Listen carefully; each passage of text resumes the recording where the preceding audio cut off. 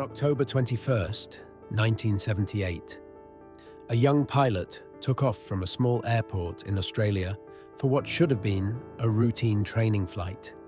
But during the journey, he radioed air traffic control with a strange report. He said an unknown aircraft was flying above him. Moments later, the radio went silent. His plane was never found. And what he described in those final minutes remains one of aviation's strangest disappearances. Frederick Valentich was 20 years old. He lived in Melbourne, Australia, and had been flying for several years as a student pilot. Aviation fascinated him. He had logged more than 100 hours in the air, mostly in small training aircraft. On the evening of October 21st, 1978, Valentich planned a short flight across Bass Strait, the stretch of water separating mainland Australia from Tasmania. He was flying a Cessna 182L, a small four-seat aircraft commonly used for training and personal flights. His destination was King Island. The flight should have taken just over an hour. The weather was calm. Nothing about the journey seemed unusual. At least, not at first. At 7:06 p.m., Frederick Valentich contacted Melbourne Air Traffic Control. His voice sounded calm, but what he said next caught the controller completely off guard. Valentich asked if there were any aircraft flying below 5,000 feet in his area. The controller checked radar. There were none. Valentich paused, then replied that he could see something. An aircraft flying above him. According to Valentich, the object wasn't behaving like a normal airplane. He described it as large and moving quickly. It passed over him several times, then it circled. The controller asked him to describe what he was seeing. Valentich replied that the aircraft had 4 bright lights. They appeared to be shining downward. At one point, he said the object seemed to be hovering. Then, he made an even stranger observation. He said the aircraft looked metallic, shiny, and that it had a green light. The conversation continued for several minutes. Valentich sounded increasingly uncertain about what he was witnessing. He reported that the object was approaching rapidly.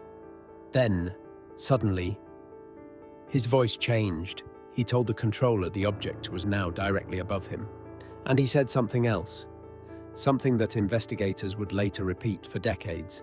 He said, "It's not an aircraft." Seconds later, a strange sound came over the radio, metallic scraping, almost like grinding. It lasted for around 17 seconds. Then the transmission ended. Air traffic control tried to contact Valentich again. There was no reply. The small aircraft had vanished. A large search operation began almost immediately. Aircraft and boats combed the waters of Bass Strait. The search lasted several days, but investigators found nothing. No debris, no oil slick, no life raft, no sign that the aircraft had ever crashed. Frederick Valentich and his plane had simply disappeared. The Australian Department of Transport opened an investigation. They examined Valentich's flight plan, his experience level, the weather conditions, and the radio transcripts from his final conversation, but none of it produced a clear answer. The official conclusion was simple. The cause of the disappearance could not be determined. Over the years, many theories have been proposed.